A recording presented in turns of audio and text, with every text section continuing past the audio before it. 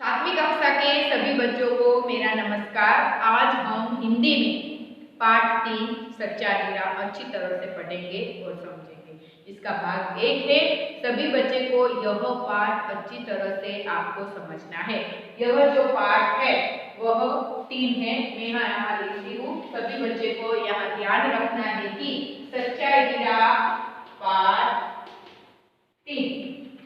तो ये जो तीसरा पाठ है वह एक कहानी के रूप में है। आपको सबसे पहले कहानी समझनी है और फिर यह कहानी अपने शब्दों में अपनी नोटबुक में लिखनी है। तो मैं आपको कहानी किस तरह से सबसे पहले कहती हूँ यह आपको देखना है, क्योंकि इसके बाद मैं आपको पाठ समझाऊंगी। अगर आपने कहानी सुनी होगी तो यह पाठ आपको अच्छी तरह से दिमाग में आ जाएगा। तो सबसे पहले हम सुनते हैं कहानी। मैं आपको बताती हूँ। सभी बच्चों का ध्यान इस वीडियो में। सभी बच्चे यहाँ मन लगाकर इस कहानी को आपको सुनना है। एक बड़ा सा गांव था। उस गांव में बहुत सारे लोग रहते थे। बहुत ही मेहनती लोग थे और अपना अपना काम बहुत अच्छी तरह से करते थे। सूर्यास्त का समय था। सूर्यास्त का समय था तब सभी जो आकाश में उड़ रहे जो पक्षी थे वो अपने झुंड के साथ अपने घोंसले की ओर जा रहे थे। गायों भैंसों जो है अपने मालिक के घर की ओर जा रहे थे। कुछ स्त्रियां हैं सिर पर घड़े रखकर कुएं की ओर पानी भरने जा रही थी। पीछे एक बुढ़ी औरत भी जा रही थी। बहुत अच्छा सा चित्र है। आपकी पाठ्य पुस्तक में यह चित्र दिया है कि 4 औरतें सिर पर घड़े रखकर पानी भरने जा रही थी। उसके पीछे एक बुढ़ी औरत भी जा रही थी। यह चित्र आपकी पाठ्य पुस्तक में है। फिर वह स्त्रियों कुएं की पक्की जगह पर चढ़कर पानी भरती है और पानी भरने के बाद बैठ जाती है। बैठकर बहुत सारी बातें करती, इधर की बातें उधर की बातें करती, इधर उधर की बातें करना। उसे क्या बोला जाता है? मुहावरे का अर्थ है। बच्चे ध्यान से सुनना, ये मुहावरा है। इधर उधर की बातें करना, इसका अर्थ होता है गप्पे मारना। क्या हमें कुछ काम नहीं होता ना तब हम गप्पे मारते हैं, इधर उधर की बात करते हैं। तो उसका यहाँ मैंने लिखा है इधर उधर की बातें करना, उसका अर्थ है गप्पे मारना। तो इसका वाक्य में प्रयोग भी किया जाता है कि हमारे पड़ोस में बहुत सारी स्त्रियां शाम के समय इधर उधर की बातें करती है। समझा आपने कि यह वाक्य आप इस तरह से बना सकते हो।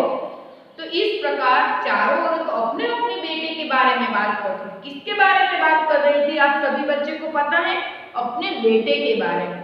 पहली औरत बोलती है कि मेरा बेटा है बहुत अच्छा सा गाता है, मानो कि उसकी जो कंठ है उसमें सरस्वती का अवतार है। दूसरी औरत क्या बोलती है कि मेरा बेटा तो आधुनिक युग का भीम है। क्या बोलती है? आधुनिक युग का भीम, बड़े बड़े बहादुरों को पछाड़ देता है। तीसरी औरत भी बोलती है कि मेरा बेटा तो बृहस्पति का अवतार है, जो भी पढ़ता है अच्छी तरह से याद रख देता है। चौथी औरत जो है कुछ बोलती नहीं, कुछ भी नहीं बोलती। तीनों औरतें उसे कहती है कि तुम क्यों नहीं बोलती हो? हम सब अपने अपने बेटे की तारीफ कर रहे हैं, तो तुम क्यों अपने बेटे के बारे में कुछ नहीं बताती? कुछ नहीं बताती। फिर क्या होता है? सिर पर घड़ा रखकर पानी भरकर चारों औरतें अपने घर की ओर जा रही थी। पहला लड़का जो अच्छा सा गा रहा था, पहली औरत का जो लड़का सामने से सुंदर सा गाना गाते हुए आ रहा था। तो वो स्त्री क्या बोलती है? बच्चे आपको पता है? देखो देखो मेरा लाल आ रहा है, बहुत सुंदर गा रहा है, देखो तो सही। सभी औरतें उसकी तारीफ करने लगती है। फिर दूसरी औरत जो है आगे चलती है तो अखाड़ा आता है। अखाड़े में झांककर अपने बेटे को दिखाती है कि देखो ये मेरा बेटा किस तरह से लोगों को पछाड़ रहा है। पर जो लड़का है अपनी माँ की तरफ देखता ही नहीं है। पहली स्त्री का लड़का जो गाता था यहाँ से उसके पास से निकल जाता है, पर उसकी माँ के सामने देखता भी नहीं। इस तरह दूसरी औरत का भी लड़का उसने ऐसा ही उसकी माँ के साथ बर्ताव किया। और तीसरी औरत की बारी आती है। सुंदर सा संस्कृत का श्लोक बोलते बोलते आगे चला जाता है। उसकी माँ है औरतों को बताती है कि देखो मेरा लाल कितना अच्छा सा संस्कृत का श्लोक बोलता है, पर वो भी लड़का उसकी माँ के सामने देखता नहीं है। फिर चौथी औरत का लड़का आता है सामने से, तो उसकी माँ को देखकर तुरंत ही उसके पास आ जाता है और उसकी माँ के सिर पर रखा हुआ जो घड़ा है अपने माथे पर ले लेता है कि माँ मुझे ये घड़ा तो मैं अपने सिर पर ले लेता हूँ। तब जो तीनों औरतें हैं वह उसे देखने लगती है कि हमारा बेटा ने तो हमारे सामने देखा भी नहीं और उसका बेटा ने तो देखते ही उसकी माँ की मदद की। तो इस तरह से पता चलता है कि आखिर सच्चा हीरा कौन था। तो आप सभी बच्चे को परीक्षा में पूछा जाएगा कि किस औरत का लड़का सच्चा हीरा था, तो आपको बताना है कि चौथी औरत का जो लड़का है सच्चा हीरा था। तभी वृद्धा जो है उसके पीछे पीछे चल रही थी, जो उसने बताती है कि आप सभी औरतों के, मैं सबकी बात सुनती आई हूँ, आपकी सारी बातें मैंने सुनी है कि जो लड़का बिना बताए अपनी माँ की मदद करता है वही सच्चा हीरा होता है। गुण तो सभी में होते हैं पर गुण अच्छा होना चाहिए। इस तरह चौथी औरत का जो बच्चा था, बेटा था, वह सच्चा हीरा था। तो इस तरह इस कहानी में हमें यही सीखना है कि आखिर सच्चा हीरा कौन था, किस तरह से वह कहानी के रूप पाठ में लेते हैं। तो आप सभी बच्चों को अच्छी तरह से इस पाठ को समझना है और होमवर्क में भी मैंने ये जो कहानी आपको कही है वह अपने शब्दों में आपको पाठ्य पुस्तक में से अच्छी तरह से लिखनी है। तो चले हम सबसे पहले इसका सारांश पढ़ते हैं कि प्रस्तुत कहानी में व्यक्ति के ज्ञान के साथ साथ उसे कर्मों को भी महत्व दिया है। ज्ञान का महत्व इस कहानी में दिया है कि उसके साथ साथ कर्मों को भी महत्व दिया है कि अच्छा ज्ञान अच्छी बात है, लेकिन वह आचरण में नहीं है तो निरर्थक है। आपके पास बहुत सारा ज्ञान है, आप दूसरों को बहुत अच्छी तरह से सिखाते हो, पर इस ज्ञान का उपयोग आप अपने लिए करते हो या नहीं? हम दूसरों की ओर उंगली उठाकर देखते हैं, पर सबसे पहले उंगली हम पर रखनी चाहिए कि हम आखिर क्या है, हम कैसे इंसान हैं। इसके बारे में हमें सबसे पहले सोचना चाहिए, समझना चाहिए, फिर दूसरों के सामने हमें उंगली उठानी है। अगर हम ज्ञान दूसरे पर प्रयोग करते हैं, ज्ञान को दूसरों को सिखाते हैं, तो सबसे पहले ज्ञान का आचरण हमें करना चाहिए, फिर दूसरों को सिखाना चाहिए। इस तरह किया गया है कि आचरण में नहीं है तो निरर्थक है। इस बात को रोचक तरीके से प्रस्तुत किया गया है। इस जो बात है उसे रोचक तरीके से यहाँ कहानी के रूप में प्रस्तुत किया गया है। सूर्य अस्त हो रहा था, पक्षी चहचहाते हुए अपने अपने नीड की ओर जा रहे थे। चहचहाना उसका मतलब होता है चहकना, पक्षियों की आवाज। गांव की कुछ स्त्रियां पानी लेने के लिए घड़े लेकर कुएं की ओर चल पड़ी। गांव की कुछ स्त्रियां हैं, वह पानी पीने के लिए जो पानी होता है वह लेने के लिए कुएं की ओर, गांव में जो स्त्रियां हैं वह पानी भरने कुएं जाती है, सिर पर घड़ा रखकर। और पानी भरकर कुछ स्त्रियां अपने अपने घरों को लौट गई, परंतु उनमें से 4 कुएं की पक्की जगह पर बैठकर आपस में इधर उधर की बातें करने लगी। बहुत सारी स्त्रियां पानी भरने गई थी, पर उनमें से कुछ स्त्रियां जो हैं वह पानी भर के घर चली गई और जो 4 स्त्रियां थी वो घर नहीं गई। क्या किया? कुएं की पक्की जगह पर बैठकर इधर उधर की बातें करने लगी। मतलब क्या? गप्पे मारने लगी। क्या गप्पे मारा, यह आपको सुनना है या नहीं? सुनना है ना, तो चलो। बातचीत करते करते बात बेटों पर पहुंची। उनमें से एक की उम्र सबसे बड़ी लग रही थी। वह कहने लगी, भगवान सबको मेरा जैसा बेटा दे। मेरा बेटा लाखों में एक है, उसका कंठ बहुत मधुर है, वह अच्छा गाता है, उसके गीत को सुनकर कोयल और मैना चुप हो जाती है। लोग बड़े चाव से उसका गीत सुनते हैं। कैसी प्रथम स्त्री, पहली स्त्री है, अपने बेटे के बारे में क्या बताती है कि सबको मेरे जैसा बेटा दे। मेरा बेटा जो है उसके कंठ में सरस्वती का अवतार है। मेरा बेटा बहुत अच्छा सा गाता है, इतना अच्छा गाता है कि मानो मैना और पोपट चुप हो जाते।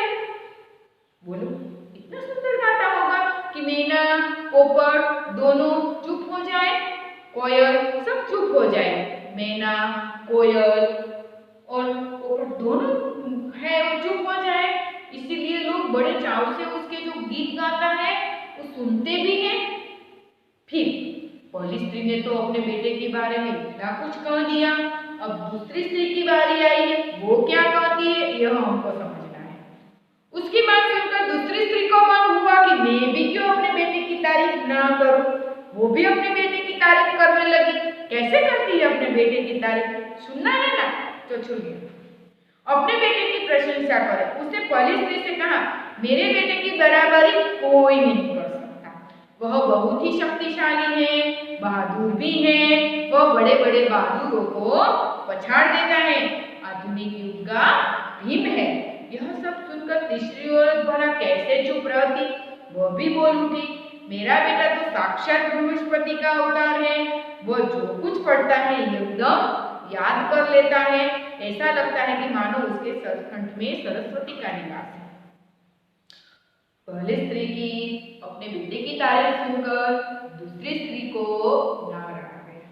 उसने क्या बताया, मेरा बेटा है वो बहुत बहादुर है, बड़े बड़े बहादुरों को भी पछाड़ देता है कि मानो मेरा बेटा जो है आधुनिक युग का भीम है।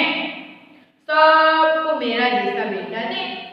दूसरी स्त्री की बात सुनकर तीसरी स्त्री को भी ना रहा गया। उसने क्या बताया पता है कि मेरा बेटा तो बृहस्पति का अवतार है। बृहस्पति देवों का भी गुरु है। मेरे बेटे का कंठ में तो सरस्वती का वास है। वो जो कुछ भी पढ़ता है बराबर याद कर लेता है। इस प्रकार पहली, दूसरी और तीसरी तीनों स्त्रियों ने अपने अपने बेटे के बारे में तो बता दिया। आपको जब प्रश्न पूछा जाएगा तब आपको याद रखना है कि पहली स्त्री का बेटा अच्छा सा गाता था, दूसरी स्त्री का बेटा आधुनिक युग का भीम था और तीसरी स्त्री का बेटे में बृहस्पति का अवतार था। अब चौथी स्त्री कुछ नहीं बोलती। आगे तीनों औरतें की बातें सुनकर चौथी स्त्री चुपचाप बैठी रही। अपने बेटे के बारे में उसे कुछ न कहा। पहली ने उसे टोकते हुए कहा, क्यों बहन तुम क्यों चुप हो, तुम भी तो अपने बेटे के बारे में कुछ बताओ। चौथी स्त्री ने बड़े सहज भाव से कहा, मैं अपने बेटे की क्या प्रशंसा करूं। वह न तो गंधर्व सा गायक है, न भीम सा बलवान और न ही बृहस्पति सा बुद्धिमान। तीनों स्त्रियों जब अपने अपने बेटे के बारे में प्रशंसा कर रही थी तब तीनों औरतों ने मिलकर चौथी औरत को कहा कि तुम क्यों चुप बैठी हो, तुम क्यों अपने बेटे के बारे में कुछ नहीं बताती। तब चौथी स्त्री ने बड़े अच्छे से जवाब दिया। उसने क्या कहा पता है आपको कि मेरा बेटा न अच्छा गाता है, न मेरा बेटा गंधर्व सा गायक है, न भीम सा बलवान है और न ही बृहस्पति का अवतार है। मैं क्या कहूँ अपने बेटे के बारे में, मेरे बेटे में तो इन तीन में से कोई भी गुण नहीं है। फिर क्या होता है, कुछ समय बाद जब सब घोड़े सिर पर रखकर लौटने लगी। कहाँ लौटने लगी, अपने घर की ओर। तभी किसी गीत का मधुर स्वर सुनाई पड़ा। सुनकर पहली स्त्री बोली, सुनो मेरा हीरा गा रहा है। तुम लोगों ने सुना उसका कंठ कितना मधुर है। वह लड़का गीत गाता गाता उसी रास्ते में निकल गया। उसने अपनी माँ की ओर कोई ध्यान नहीं दिया। जब जो स्त्रियां हैं सिर पर घड़ा रखकर अपने घर की ओर जा रही थी तब एक मधुर सा गीत कान में सुन पड़ा। तब जो पहली स्त्री है उछलने लगी, देखो देखो सुनो मेरा बच्चा गा रहा है, मेरा हीरा गा रहा है, कितना मधुर आवाज है। आप सबने सुना। तो ये जो लड़का था उसके पास में गीत गाता गाता आगे निकल गया। उसने अपनी माँ की इस औरत की ओर, पहली स्त्री की ओर देखा। अब क्या होगा, इतने में दूसरी स्त्री का बेटा उधर से आता दिखाई दिया। दूसरी स्त्री ने उसे देखकर गर्व से बोली, देखो वो मेरा लाडला बेटा आ रहा है। शक्ति और सामर्थ्य में किसकी बराबरी कौन कर सकता है। वह ही रही थी कि उनका बेटा भी उसकी ओर ध्यान देने भी नहीं निकल गया। पहली स्त्री के बेटा ने जिस तरह से बर्ताव किया उसी तरह का बर्ताव दूसरी स्त्री पर हुआ। अपने इस सामने एक लड़के को देखकर वह बोलने लगे कि मेरे बेटे की बराबरी कोई नहीं कर सकता। मेरे बेटा तो आधुनिक युग का भीम है। मेरा बेटा बड़े बड़े बहादुरों को भी पहचान देता है। इस तरह से प्रशंसा करती थी। पर उस बेटे ने भी अपनी माँ की ओर देखा। अब तीसरी स्त्री का बेटा क्या करता है उसकी माँ के सामने, यह हमें देखना है। वे कुछ आगे बढ़ी तो एकाएक तीसरी स्त्री का बेटा उधर से संस्कृत के श्लोकों का पाठ करता हुआ निकला। उसके उच्चारण से ऐसा लग रहा था मानो उसके कंठ में साक्षात सरस्वती विराजमान हो। इतना अच्छा संस्कृत का श्लोक बोल रहा था वो लड़का कि मानो कि उसके कंठ में सरस्वती का विराजमान हो। तीसरी स्त्री ने गदगद स्वर में कहा, देखो यही है मेरे गोद का हीरा। क्या बताया? यही है मेरी गोद का हीरा। इसे कौन बृहस्पति का अवतार नहीं कहेगा। परंतु उसका बेटा भी माँ की ओर देखे बिना ही आगे बढ़ गया। उसका बेटा ही संस्कृत के श्लोक बोलते बोलते उसकी माँ की ओर देखा भी नहीं और आगे निकल गया। इस तरह पहली, दूसरी और तीसरी स्त्री के तीनों बेटों ने अपनी माँ के साथ ऐसा बर्ताव किया। बहुत अच्छा बर्ताव नहीं किया है। उसकी माँ जिस तरह से उसके बेटे की प्रशंसा कर रही थी कि ये मेरा गोद का हीरा है, ये मेरा सच्चा हीरा है, यह मेरा प्यारा बेटा है, पर एक तीनों स्त्रियों में से किसी के बेटे ने अपनी माँ की ओर देखा नहीं। आगे वह अभी थोड़ी ही दूर गया था कि चौथी स्त्री का बेटा भी अचानक उधर से आ निकला। वह देखने में बहुत ही सीधा साधा और सरल प्रकृति का लग रहा था। ये प्रश्न आपको बहुत अच्छी तरह से याद रखना है बच्चे कि चौथी स्त्री का बेटा कैसा लग रहा था। तो चौथी स्त्री का बेटा अच्छा सरल स्वभाव का सीधा साधा लग रहा था।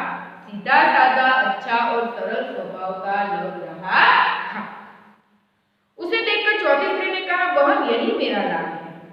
जब उसका बेटा उसके सामने आकर खड़ा रहा तब चौथी स्त्री ने तीनों स्त्रियों को कहा कि यही मेरा लाल है। क्या बताया? यही मेरा गोद का हीरा, यही मेरा लाल है।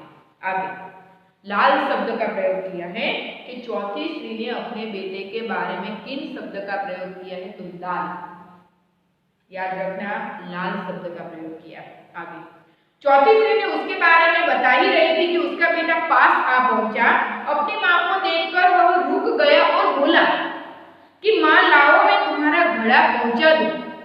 मना करने पर भी उसने माँ के सिर में से पानी का घड़ा उतारकर अपने सिर पर रखा और घर की ओर चल पड़ा।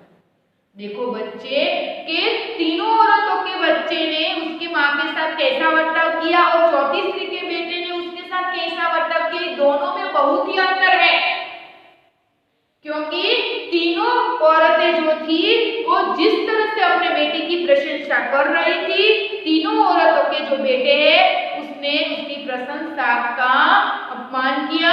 उसकी प्रशंसा जिस तरह से की एक दो गुण उसके बालक में नहीं थे, उसकी माँ के सामने उसने देखा भी नहीं।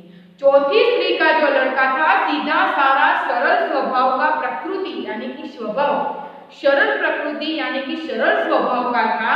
अपने माँ को देखकर सामने आ गया और अपने माँ के सिर पर जो घड़ा है वो अपने माथे पर लिया और घर तक मैं पहुंचा दूंगा। माँ आप मुझे ये घड़ा दे दो, अपने सिर पर जो घड़ा रखा है वो मुझे दे दो, मैं घर पहुंचा दूंगा।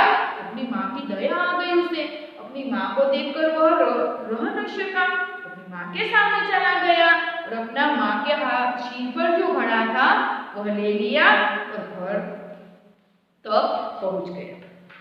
घर की ओर चल पड़ा। आगे तीनों औरतें बड़े आश्चर्य से चौथी स्त्री को बेटे को देखते ही रह गई। जिस तरह से वो प्रशंसा कर रही थी तब चौथी स्त्री कुछ बोल नहीं रही थी। अब चौथी स्त्री के बेटे को देखकर वो तीनों स्त्रियों चुप हो गई, कुछ बोल नहीं पाई और देखते ही रह गई। एक वृद्ध महिला जो बहुत देर से इन औरतों के पीछे चलती हुई इनकी बातें को सुन रही थी, पास आकर बोलती, देखती क्या हो, यही सच्चा हीरा है। तब इन तीनों स्त्रियों जो उसके बेटे को देखती थी, जो पीछे एक वृद्धा आ रही थी, उसने आगे आकर कहा कि तुम देखती क्यों हो, यही सच्चा हीरा है। तो इस प्रकार इस कहानी में सच्चा हीरा है चौथी स्त्री का बेटा है। भले ही वह गंधर्व सा गायक न था, भीम सा बलवान न था और बृहस्पति का अवतार भी नहीं था, लेकिन वह एक सच्चा हीरा था। मनुष्य में बहुत सारे गुण होते हैं, लेकिन वो गुण का उपयोग अच्छी तरह से नहीं करता तो वो मनुष्य नहीं कहलाता है। तो इस प्रकार मनुष्य तभी अच्छा व्यक्ति बन पाता है जब वह दूसरे के साथ अच्छा बर्ताव करता है। इस तरह से इस कहानी के जरिए हम कुछ प्रश्न भी सीखेंगे। शब्दार्थ के जो अर्थ है मैंने आपको बताया कि हीरा का क्या अर्थ होता है, नर रत्न। हीरा એટલે કે नर रत्न जो बहुत ही हीरा है ने वो चमकता है। इस तरह चारों स्त्रियों के बच्चे में से जो चौथी स्त्री का बेटा है वो चमकने लगा, तो हीरा कहा गया, बहुत अच्छा आदमी। हीरा का अर्थ होता है बहुत अच्छा आदमी। चहचहा तो उसका अर्थ होता है चहकना, पक्षियों की आवाज। नील यानी कि घोंसला, गुजराती में कहेवाय माळो। कंठ गला आवाज स्वर। चाव बड़े लगन से कुछ किसकी बात सुनना, ये से चाव कहा गया। प्रशंसा, प्रशंसा को क्या बोला जाता है, तारीफ। क्या बोला जाता है, तारीफ। इस तरह गर्व, अभिमान, किसी को भी इस बात का भी अभिमान होता है। निवास यानी रहने का स्थान। मधुर यानी कि मीठा। बृहस्पति એટલે કે देवों के गुरु। पछाड़ना उसका अर्थ होता है हराना। पछाड़ना का अर्थ क्या होता है, हराना। तो इस प्रकार यहाँ मुहावरे का अर्थ है, मैंने आपको पाठ समझाते वक्त सिखाया था कि इधर उधर की बातें करना, तो उसका अर्थ होता है गप्पे मारना। यदि आपको वाक्य में प्रयोग उसे करना है तो आप इस तरह से कर सकते हैं कि शाम के समय पड़ोस में कुछ स्त्रियां इधर उधर की बातें करती है। दूसरा, लाखों में एक होना, विशिष्ट होना। मेरा बेटा लाखों में एक है, इसका अर्थ क्या होता है, विशिष्ट होना। बराबरी करना, मुकाबला करना। जब मेरा बेटा अखाड़े में लड़ता है तो उसकी बराबरी कोई नहीं कर सकता है। सच्चा हीरा होना, अच्छा आदमी होना। मेरा बेटा सच्चा हीरा है। इस प्रकार मेरा बेटे में इस तरह के गुण हैं कि उसकी बराबरी कोई नहीं कर सकता, इसीलिए मैं कह सकती हूँ कि मेरा बेटा सच्चा हीरा है। तो इस तरह से आप मुहावरे के आपके विचार से वाक्य अच्छी तरह से कर सकते हैं। अगर आपको अभी क्या करना है, आप सभी बच्चों को मैं प्रश्न के उत्तर अच्छी तरह से समझाती हूँ। सभी बच्चों को यहाँ समझना है कि आखिर प्रश्नों के क्या उत्तर है। तो सबसे पहले मैं आपको प्रश्न पूछती हूँ, यहाँ सभी बच्चों को ध्यान देना है। कुएं की चारों ओर बनी ऊंची भूमि को क्या कहते हैं? कुएं की जो ऊंची भूमि है गोल गोल, तो उसे क्या कहते हैं, आपको पता है क्या कहते हैं? जगत कहते हैं, पक्की जगत। क्या कहते हैं? जगत। देवताओं के गुरु कौन है? तो देवताओं के जो गुरु है बृहस्पति है। कौन है? बृहस्पति। विद्या की देवी को क्या कहा जाता है? सरस्वती। क्या कहा जाता है? सरस्वती। प्रकृति शब्द का अर्थ क्या होता है? प्रकृति, तो प्रकृति शब्द का अर्थ होता है स्वभाव। क्या होता है? स्वभाव। चारों औरतों के पीछे आने वाली महिला कौन थी? यह प्रश्न आपके लिए बहुत ही इंपॉर्टेंट है कि चारों औरतें हैं तो उसके पीछे कौन आ रहा था? तो उसके पीछे है वृद्धा। कौन आ रही थी? वृद्धा। तो इस प्रकार आपको मैंने यहाँ पाठ अच्छी तरह से समझाया है। आपको पता चल गया होगा कि चारों स्त्रियों में से किसकी स्त्री का बेटा सच्चा हीरा था? चौथी स्त्री का बेटा। किसका? चौथी स्त्री के बेटे को। अब आपको होमवर्क में क्या करना है मैं आपको अच्छी तरह से समझाती हूँ कि आज हमने जो पाठ पढ़ा जो पाठ अच्छी तरह से समझा, इस पाठ को आपको कहानी के रूप में अपने शब्दों में लिखना है नोटबुक में कि सच्चा हीरा कहानी अपने शब्दों में लिखिए। मैंने आपको यह होमवर्क दिया है, तो यह आपको नोटबुक में पहले से लेकर अंत तक आपको अच्छी तरह से कहानी अपनी नोटबुक में लिखनी है।